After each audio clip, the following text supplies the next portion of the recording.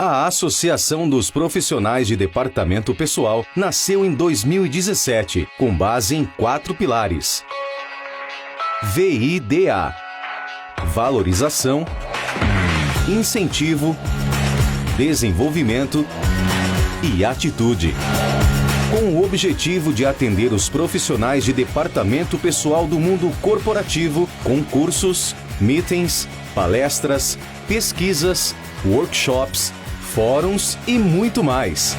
Nossa equipe é composta por experientes profissionais que juntos coordenam a PDP e levam aos associados o melhor e mais atualizado de cada conteúdo. Contamos com diversos parceiros e convênios, a fim de proporcionar as melhores parcerias para nossos associados. Conheça todas as vantagens e benefícios e se torne um associado.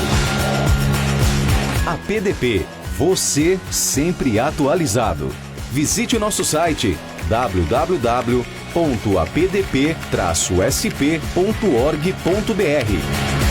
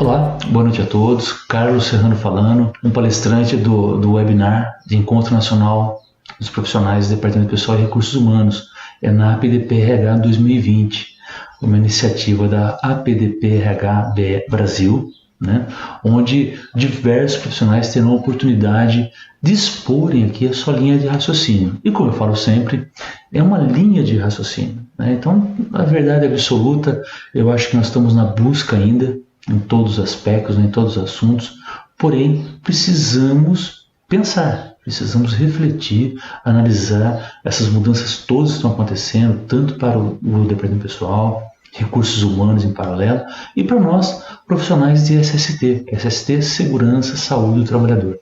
Essas mudanças, elas são importantes para o Brasil, necessárias para um controle mais efetivo.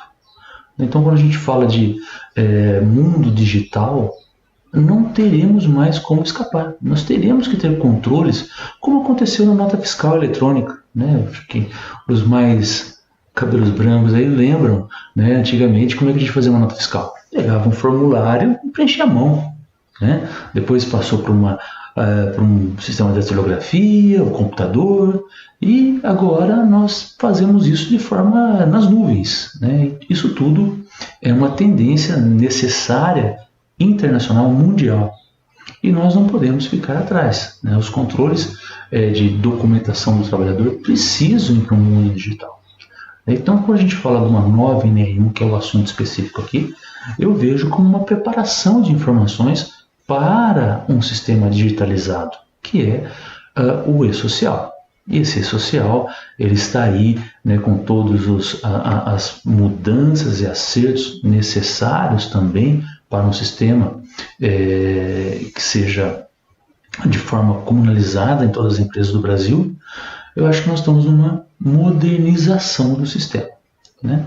E quando a gente vê nova NR1, fico muito feliz e contente que o Brasil esteja também evoluindo para sistemas de gerenciamento de melhorias continuadas. Vou explicar isso no meu webinar. Desejo que todos os profissionais aqui envolvidos fiquem atentos, acompanhem e recebam as informações que eu vou colocar com o senso com a análise e obtendo, né, retirando daqui informações importantes para o seu universo, né? Porque a gente sabe que aqui tem diversos profissionais de diversas regiões, culturas diferentes. Então, quando eu dou treinamento para a implementação da nova NR1 online, eu percebo que cada região tem uma particularidade. O Brasil ele é legal por conta disso também, né?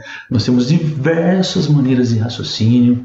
Isso tudo eu acho que é a nossa realidade. Ponto final. Vamos então enfrentar isso, não é?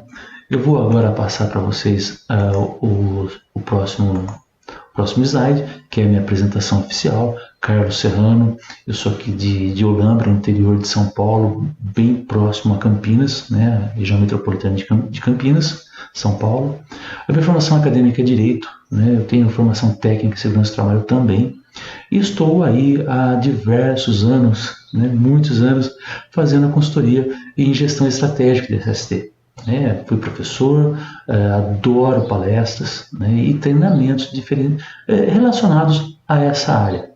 E a palavra aqui, gestão estratégica de SST, eu acho muito importante, porque eu sempre vejo as questões de SST no universo de qualidade de vida para o trabalhador e proteção jurídica ao empregador. Acho isso muito importante, né? Os profissionais terem essa visão de oferecer a qualidade de vida para o trabalhador, que eu acho isso fundamental, mas também olhar todo o aspecto jurídico trabalhista para o empregador e despertar no empregador a importância de um sistema de gestão estratégica de SST, tá ok?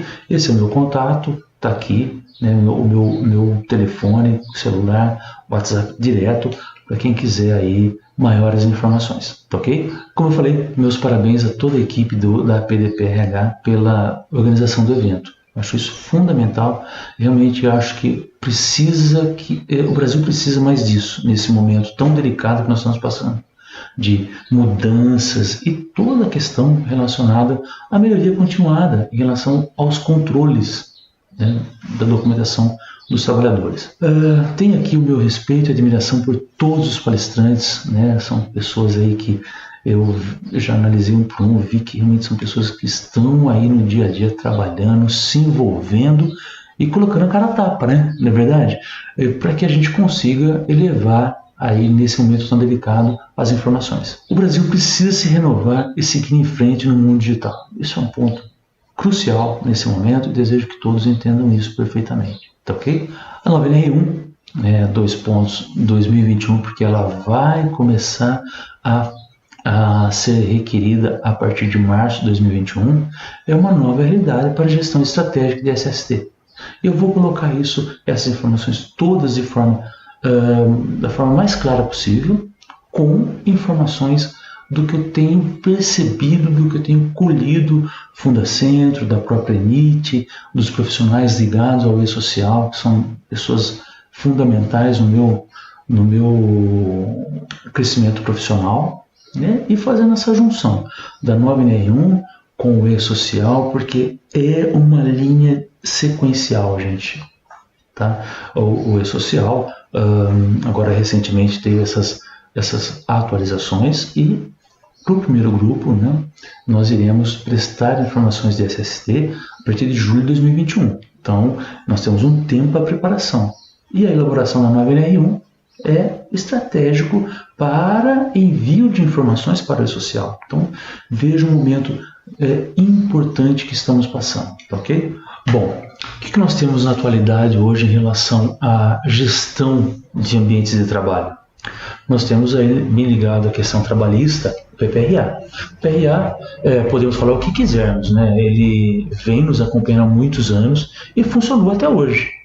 Porém, o que acontece? Ele é fraco na questão de, que eu comento sempre, nos aspectos relacionados à melhoria contínua.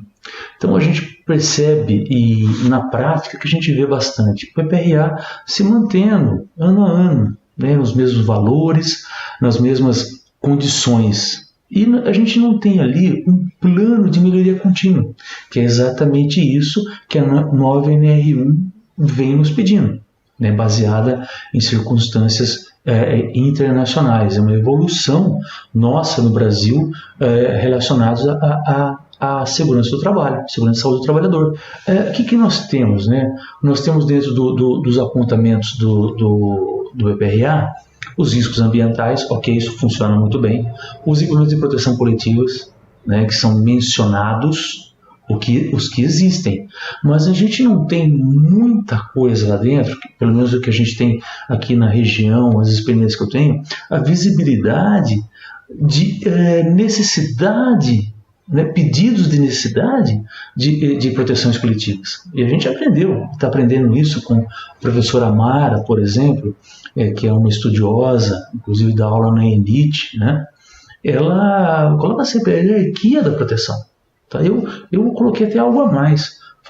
Acho que a hierarquia da proteção está lá no desenvolvimento do projeto. Nós precisamos estar no desenvolvimento dos projetos para que a gente possa apontar no desenvolvimento as proteções coletivas. Que acho que é isso que é a busca do governo, né? Não mais ficar dependente das proteções individuais, porque é a coisa mais simples do mundo, né? Vou lá, não conserto nada, não corrijo nada e enfio proteção individual no trabalhador. Isso é uma perda tanto para o trabalhador quanto para o empregador, porque a gestão dos EPIs é extremamente complexa.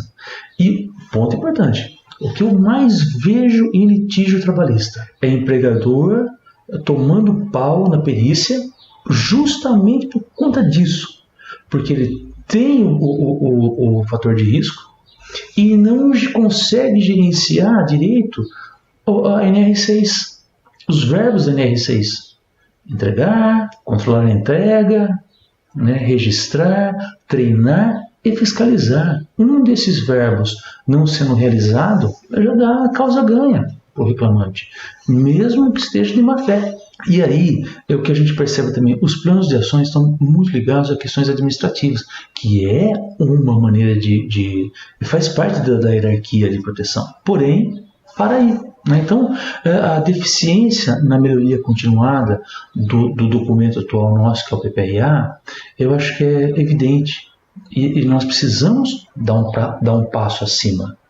Né? Então, isso, a nova NR1, eu acho que vem bem mais clara para a gente. Né? E aí, o que acontece? Com isso tudo, vem a questão da digitalização dos documentos. Nós precisamos entrar no mundo, na era digital. É necessário, é muito importante, porque isso vai facilitar muita coisa. Né? Principalmente na questão de armazenamento de documentos. E se a gente vê essa foto aí, eu coloquei, eu uso muito no treinamento do E-Social isso aí. O E-Social vai acabar com isso aí. O E-Social não quer saber do PPRA na gaveta. Porque o PPRA na gaveta, gente, ele é uma cultura que a gente precisa acabar com ela. Veja, a fiscalização hoje, como funciona? Ele tem que sair lá do posto dele, pegar um carro, vir no portão da empresa, fazer o acesso e tal, e falar, eu quero ver o seu PPRA. Então isso é muito complexo para todo o sistema, é custo, e esse custo quem paga somos nós mesmos. Então a partir do momento que ele está lá, dentro do escritório dele, digo fiscal, né, ou fiscalização, ele consegue, de uma forma fiscalização direta, que é o que já está acontecendo, o exercício com a Covid-19 foi muito forte.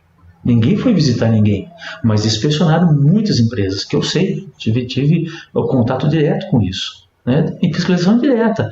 Manda um e-mail, falou, quero ver a sua documentação. Você manda o documento eletrônico para ele, ele verifica e faz todo o processo, inclusive dizendo, ok, parabéns, está resolvido o problema. Então o caminho é esse. Né? Então pensem sempre nisso, na questão de trabalhar com documentos digitalizados. Né? E aí, o que a gente vê? As tendências mundiais. As tendências mundiais estão muito relacionadas a questões de melhoria continuada. Se a gente vê Estados Unidos, Europa, a própria África do Sul, que visitei também, muitas vezes você não vê o trabalhador usando o EPI. Aí você fala, por que não usa?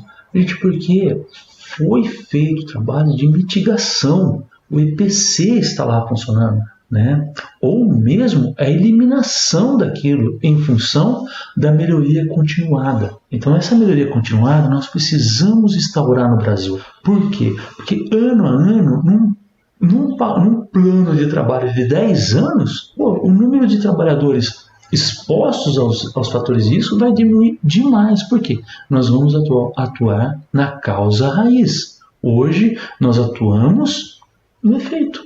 Vai lá, EPI, treinamento. Isso tudo é uma perda para todos nós. Okay? Então, a gente precisa realmente olhar alguns exemplos. O exemplo que eu dou é a ISO 45001. Olha que interessante.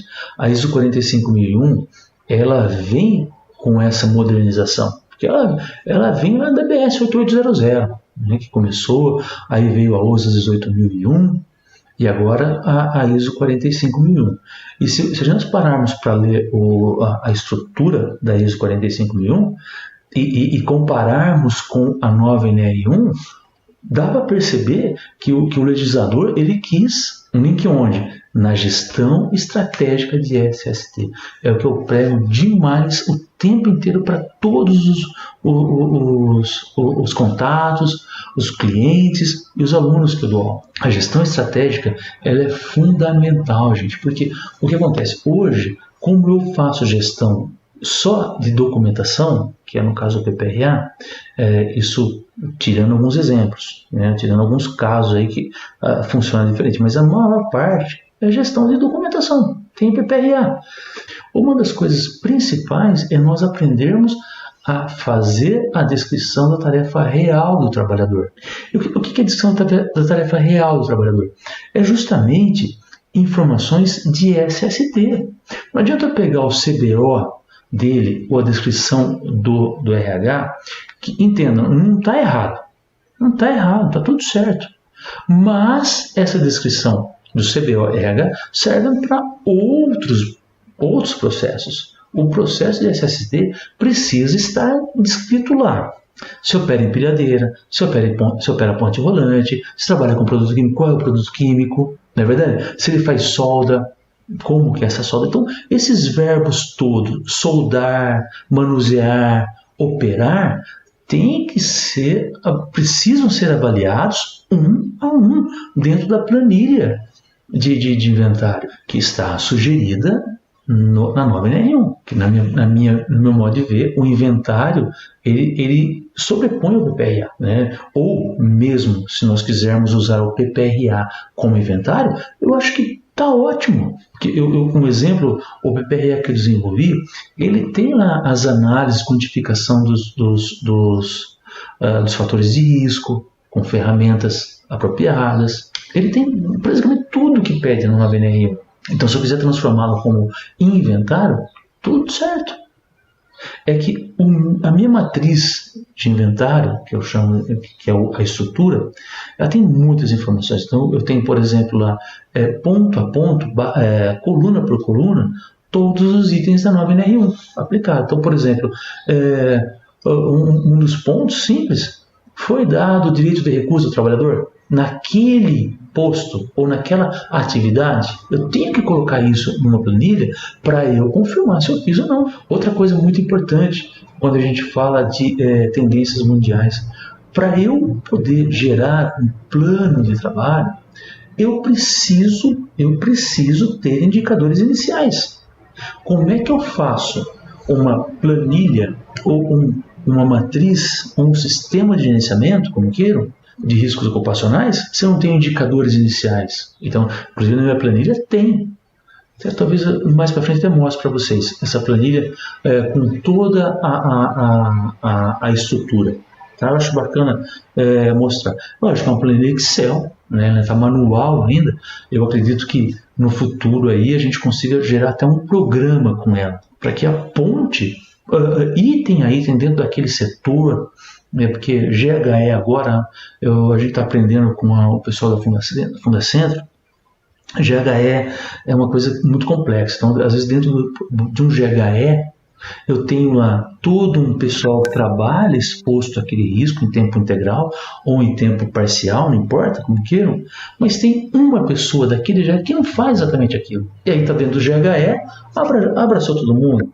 Isso é um problema. Se eu tiver ali, por exemplo, aposentadoria especial, pronto, né? O indivíduo que não é exposto vai estar eleito a aposentadoria especial. E a aposentadoria especial, todo mundo sabe, é um custo gigante. Tá? Ou será, né? Porque agora com o e-social, a identificação da aposentadoria especial vai acontecer, gente.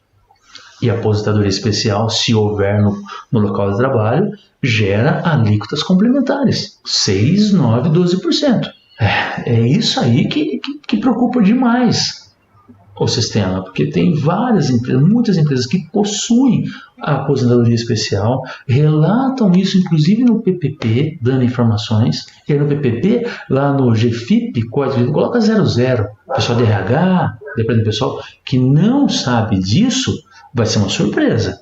E a pior coisa na nossa área é o empregador ter surpresa financeira. Então precisa começar a estudar isso, gente. Tá, voltando um pouquinho da aposentadoria especial, nós temos a aposentadoria especial 15, 20, 25 anos. Dependendo o tipo de trabalho que ele tiver. Então, se for aposentadoria especial em 25 anos, alíquota de 6%. 20 anos, alíquota de 9%. 15 anos, alíquota de 12% do salário do trabalhador mensalmente. Tem que contribuir com o governo, a empresa tem que contribuir, porque ela gera aposentadoria especial para o trabalhador, e hoje como funciona? Ninguém contribui, ou pelo que a experiência que eu tenho de auditorias, poucas empresas veem isso, não tem uma fiscalização direta nisso, mas o governo já acordou para isso. Então a gente começa a entender por que existe tanta falência no sistema previdenciário, né? Eles pagam contas e não recebem a restituição disso tudo. Mas isso, eu acredito, com esse social virado para o previdenciário, gente, se a gente pegar a tabela 24, que está aí para sair, inclusive, dia 10 do 11, é para sair definitiva. Se vocês pegaram o draft dela, que já soltaram agora recentemente, dá para ver. Tudo virado para o previdenciário. Inclusive, o começo da tabela 24 é a aposentadoria especial. Desse tamanho, gente. Então, a eliminação de fatores de risco que geram aposentadoria especial, eu acho que deveria ser uma busca primária nesse momento. E aí, quando eu vejo a tendência mundial da ISO 45001, eu começo a perceber que realmente, gente, a gestão estratégica, né, o PDCA bem montadinho, com melhoria continuada, que inclusive acho que está aqui. Depois eu volto naquela tela lá. Tá vendo? Isso é a tendência mundial. É você ter um PDCA, veja, né, política de SST, que aqui eu vejo claramente o GRO, aí, né, a política, a responsabilização do empregador perante aquele documento. Inclusive tem um modelo de GRO, né, que eu digo que é a política, onde eu apresento toda a forma como eu vou realizar essa sistematização do PDCA. É o planejamento, a implementação, né? É o DO, a operacionalização daquilo tudo, né? Inclusive, aí está, eu acho que a implementação dos EPCs, não é verdade? Né? A diminuição dos contaminantes, de maneira geral. checar, eu acho que olhar se aquilo que você fez ou se os seus indicadores iniciais tiveram diminuição, tá? E falar de indicador inicial, gente, para os profissionais, né, que estão me ouvindo, vocês sabem que a taxa de frequência, a taxa de gravidade é básico na nossa área, é um anexo da NR4, só que aí surgiu aquela questão de não precisar protocolar mais no antigo Ministério do Trabalho, hoje, né, o Ministério da Economia, começou a achar que não precisa fazer mais. Pelo amor de Deus, cuidado com isso. Taxa de frequência e gravidade, que é a tabela, eu não lembro qual exatamente que é, qual o anexo que é. Mas a NR4 para o profissional de SST sabe. Tá lá na tabelinha. Tem que fazer e tem que deixar aquilo auditável. Então, o que acontece? Indicadores iniciais para um projeto de PDCA é extremamente importante. E um dos indicadores que nós deveríamos fazer é a taxa de frequência e gravidade por área. E eu indico até por gerente, por supervisor. Por quê? Porque nós precisamos daqui para frente contar com a participação deles no tamanho do negócio. Porque se a gente não envolver coordenadores, líderes, supervisores, gerentes das áreas, a segurança do trabalho vai continuar só na mão da segurança do trabalho. E não vai funcionar. Vai continuar, às vezes, na mão do cara da contabilidade. Não vai funcionar. Não vai funcionar. Eu acho que quem tem que tomar a frente, quem tem que aparecer na reunião semanal, mensal, onde vai apresentar os índices de SST, tem que ser o líder do trabalhador. Ele que tem que aparecer lá o nome dele e como é que está a taxa de frequência e gravidade. É um dos indicadores que eu acho também importante fazer por área, tá bom, gente? Eu acho isso muito importante. Outro indicador, falando desse assunto especificamente, é o absenteísmo da empresa. Acho que um indicador extremamente importante, qual é a porcentagem de absenteísmo da empresa? A taxa de absenteísmo de uma empresa diz muita coisa, gente. Diz muita coisa. Porque o absenteísmo, ele demonstra, claro, né, quem estuda isso, a falta do trabalhador no local de trabalho. Se eu falar presenteísmo, então aí que a gente fica doido, né? Presenteísmo é o trabalhador estar lá, ele passou o cartão, né, ficou o cartão, e está no posto de trabalho, não está produzindo nada, porque a cabeça dele está em outro lugar. Está passando mal, não está bem. Agora, vamos ficar só com o absenteísmo, que eu acho que dói menos. O absenteísmo, gente, é a empresa pagando ônibus, pagando água, pagando alimentação para o trabalhador não ir trabalhar. Mas qual é o motivo? Qual é o motivo? Eu estou fazendo um estudo disso, eu estou aí tentando contato com principalmente médicos do postinho de saúde lá do bairro, entendeu? Para tentar entender qual é a queixa do trabalhador lá no médico. Então o que eu penso? Muitas vezes ele não vai lá pedir um atestado gente, outra coisa importante, eu estou falando trabalhador de boa fé, tá bom? O de má fé não adianta, né? Primeiro, o de má fé é a porcentagem menor, gente. A porcentagem maior que nós temos são trabalhadores de boa fé, tá? Então, o de má fé eu não posso pensar, mas esse pessoal de má fé tal. Não, vamos pensar no de boa fé. Por que ele vai lá esgotado fisicamente e aqui mentalmente ou psicologicamente, como queira? Entendeu? Ele vai lá porque não aguenta mais. Ele pede uma atenção porque ele precisa ficar em casa, precisa resolver um problema, ou não aguenta de tanta pressão, né, no trabalho, ou o que são os psicossociais da vida. Tem uma lista desse tamanho do E-Social que não entrou agora de ergonomia, mas eu acho que a gente não vai escapar disso não, né? Eu acho que os fatores psicossociais são gigantescos no mundo, gente. Né? A França, para vocês terem uma ideia, Dejoux, a ergonomia francesa, ela só pensa na questão do psicossocial. O que passa na cabeça do trabalhador, né, é uma coisa que eu aprendi lá, inclusive, é assim, eu tenho estresse, eu tenho situações de estresse no local de trabalho, tensão muscular. Tensão muscular não passa sangue nas partes. Não passa sangue nas partes, não lubrifica, não nutre, não oxigena. Vai doer? Lógico que vai doer. Mas o posto de trabalho tá adequado, a biomecânica tá boa, a antropometria foi estudada. Mas entendam, gente, uma contratura muscular, nervoso, tudo isso, tensão de relacionamento interpessoal entre chefes, líderes, gestores e trabalhadores, gera isso daí. E essa contratura muscular, como eu falei, tensão muscular, não passa sangue, vai doer. É uma coisa que ligar o motor do carro sem óleo, vai explodir. Muito bem. Então a ergonomia francesa, ela estuda muito isso. E não é possível a gente deixar de lado isso daí. Então o dolorimento é uma resposta do corpo a algum tipo de não conformidade.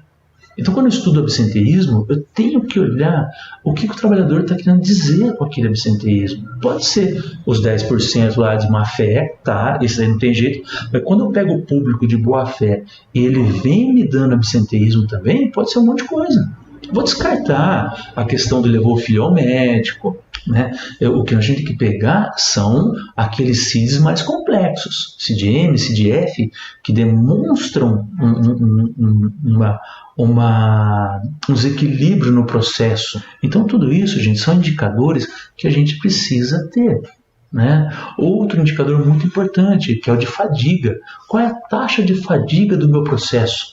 Ninguém vê isso, mas se a gente se juntar com engenharia e qualidade, a gente faz um trabalho de levantamento de fadiga muscular extremamente importante. Isso precisa estar dentro do plano de gerenciamento da empresa. Porque se a gente olhar a fadiga muscular, ela corrói tudo. Porque se eu estou tendo uma atividade extremamente fora do padrão ergonômico, ou de ergonomia, como queira também, isso vai causar no trabalhador uma fadiga muscular antecipada. Então eu vejo que na primeira, segunda hora de trabalho, o trabalhador está exausto. Pô, como isso, gente? Só que se eu não tiver esse indicador, eu não consigo pegar. Né? Lembra do Duracell? Né? O bonequinho batendo. Os mais cabelos brancos aí vão lembrar. Tá? Competia, né? O Duracell e ia embora. Então eu coloco o trabalhador A da empresa A aqui, o trabalhador B da empresa B aqui e assim por diante. Se o seu trabalhador está com fadiga muscular entardecida, ele vai produzir mais e melhor. Agora, se ele está com fadiga muscular já no início do seu trabalho, ele vai perder para o concorrente dele, o seu concorrente. Nós temos que pensar isso e levar isso para a engenharia e qualidade. Porque impacta na produtividade e na qualidade do produto que eu estou fazendo quando alguém está fadigado fisicamente ou mentalmente, psicologicamente, como queira. Então, tudo isso, gente, quando eu olho o PDCA, me vem aí essa questão do levantamento dos indicadores iniciais do seu projeto de inventário e gerenciamento de riscos ocupacionais. Não é verdade? Então, tudo isso, gente, eu preciso ver. Eu coloquei vários itens lá.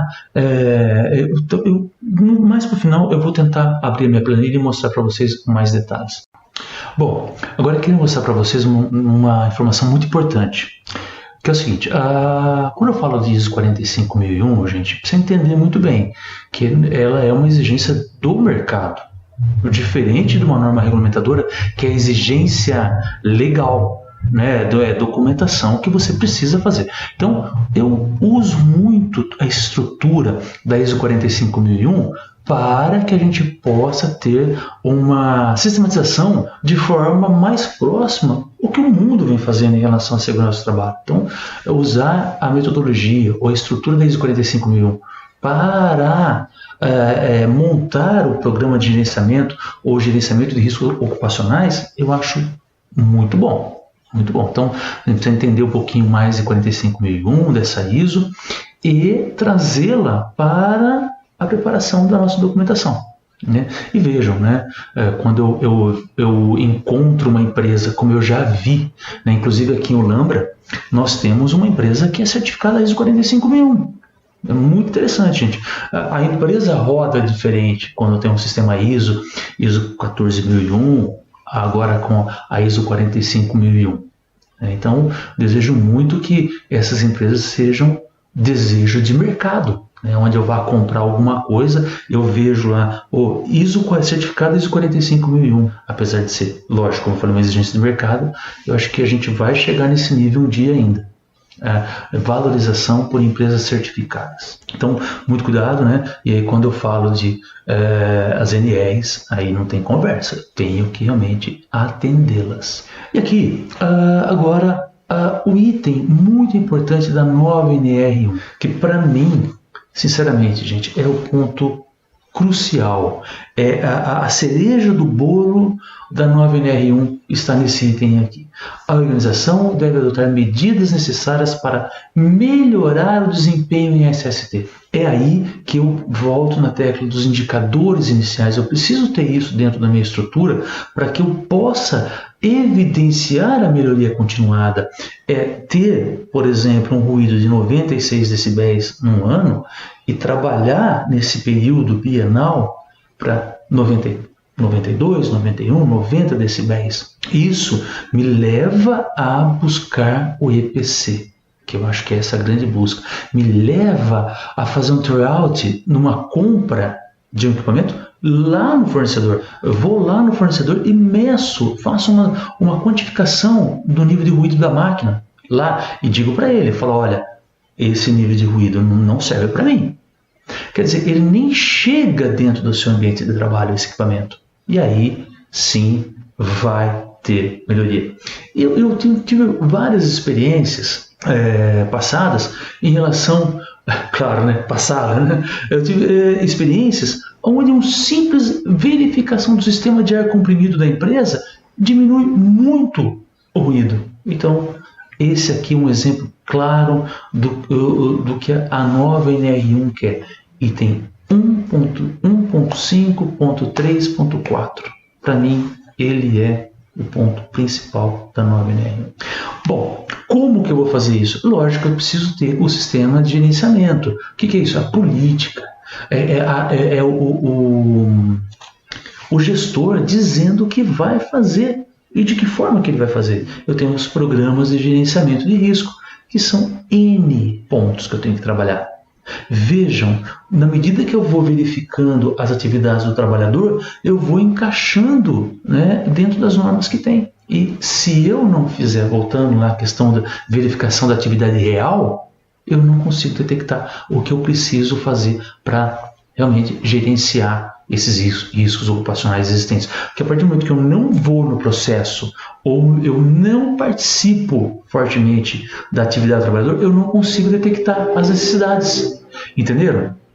Então, aquele ponto de comprovar como foi feito, eu falo sempre, insisto, é a CIPA. Eu preciso que a CIPA vá junto comigo no processo, a CIPA se envolva nesse levantamento das atividades reais do trabalhador, para que aí sim eu consiga detectar aonde eu tenho falhas. Criar a política, né, que é o de comprometimento da alta gerência, que para mim é o GRO. E aí, o que eu coloco aqui? Quais são os 10 passos, né, no meu ponto de vista, que a gente precisa trabalhar? Primeiro, descrição das atividades reais dos trabalhadores, envolvendo CIPA, envolvendo a supervisão desse trabalhador. Todo mundo junto fazendo o desenho dessas atividades reais. Levantamento dos fatores de risco, claro, isso é muito ligado à nossa atividade, tá? Que seria muito importante que o trabalhador participasse também. Existem metodologias para isso, né? Então, nessa descrição das atividades reais, levantamento dos riscos, pode ser que ele mesmo levante junto com a CIPA e traga para a gente, né, o que ele tem de visão, e aí sim a gente começa a fazer a classificação dos fatores de risco. Fala a gente, o profissional de SST, tá bom? E a classificação necessária que tenha alguém com maior experiência, mas deixar o trabalhador, deixar o ser eleito pelo trabalhador, trazer essas atividades reais e levantar os fatores de risco, é um exercício fundamental nesse momento, gente. Porque nós temos uma visão muito ali técnica, né? Eles não, eles têm a visão do sentimento do local de trabalho. Os indicadores iniciais são necessários, já falei sobre isso, bato nessa tecla. O plano de ação para mitigação daquilo, aqui se vocês verem é o PDCA, né? Revisão da classificação dos fatores de risco, porque se eu coloquei a mitigação, se eu coloquei o plano de ação, eu preciso fazer a revisão da classificação para ver se realmente eu tive melhoria. Revisão dos indicadores, pós-plano de ação, lógico, né? Tem que revisar os indicadores. Se deu tudo certinho, tá? Beleza, eu tenho que procedimentar as mudanças. Porque se eu não colocar procedimentos, tanto que no treinamento eu falo muito disso, nós precisamos aprender a elaborar procedimentos. Não estou falando de ordem de serviço, estou falando de procedimento. NRs, técnica de segurança, chão de fábrica. Eles não entendem as NRs, gente. Nós precisamos traduzir as NRs em procedimentos de trabalho. Um exemplo claro, eu fiz toda a verificação dos químicos, analisei, quantifiquei e estão dentro de minha tolerância. Não pode comprar um novo químico sem antes falar com alguém, mas isso precisa estar no procedimento lá em compras, né? Lá no gerenciamento de mudança, Management of Change. Nós precisamos ter isso. Tá? Que compras, antes de comprar, precisa aprovar o produto com segurança do trabalho ou com alguma área dentro da empresa, para não aparecer novo produto dentro do processo. Senão quebra todas as pernas, né? A gente fica realmente correndo atrás do rabo. Elaborar plano de melhoria. Qual é a melhoria que eu vou propor para o ano seguinte? Ou para daqui 2 anos, daqui a 3 anos. É isso que a nova NR1 quer. Plano de melhoria continuada, gente. Isso aí, esse item 9, para mim, é o ponto que fecha a nova NR1. É o que traz o diferencial dela do que nós tínhamos até hoje. E aí, lógico, o item 10 voltar ao item 1, PDCA. Revisar. Bom, pessoal, aí a gente tem nessa revisão algo muito importante, que é a questão de como organizar isso tudo, né? Então, esses itens que eu passei para vocês aí, os 10 passos, eles surgem de uma matriz de gerenciamento ocupacional, de riscos ocupacionais. Então vejam aqui, e eu tenho aqui o nome inventário da NR1 porque está tudo junto. Então se eu fizer aqui deixa eu ver se eu consigo trazer aqui, aumentando, diminuindo. Olha só, é uma planilha, né, onde tem diversos itens, e aqui, uma viagem que a gente faz com ela, eu tenho planejamento, eu tenho o do, eu tenho o check e tenho as ações de melhoria. Dentro dessa planilha nós temos diversos itens, né? Então vejam que aqui, por exemplo, eu tenho a descrição, toda a parte de documentação, o registro da empresa, tal, né? E aqui eu tenho um itemzinho muito importante, descrição da atividade real, tá aqui, puxei a atividade real e a partir da verbalização de cada atividade eu vou criando um estudo, né? E vejam os detalhes aqui, né? O item que se refere, cada ponto. Entenderam? Aqui eu tenho o tempo de exposição, que é muito importante. A 3311, falo sempre, mesmo que pese que tenha sido revogada, ela deixou muito ensinamento do que é eventual intermitente contínuo. Cada um usa o que quer, mas é um exemplo, né? Aqui eu tenho os apontamentos, né, de cada item. Aqui o direito de recusa, tá vendo? Sim ou não, foi feito. Aqui o apontamento dos agentes, no caso de um solda, fomos metálicos. Tá? Mas quais? Aonde eu vejo isso? Lá na FISPIC, no item 3, composição química do produto, né? Apareceu aqui um exemplo, né? Esse manganês, cuidado, está nos itens de aposentadoria especial. Preciso medir? Lógico, quantificar? Claro, eu vi de forma qualitativa, mas eu preciso, né? Vi que tem, mas eu preciso quantificá-lo, e ele tem quantificação.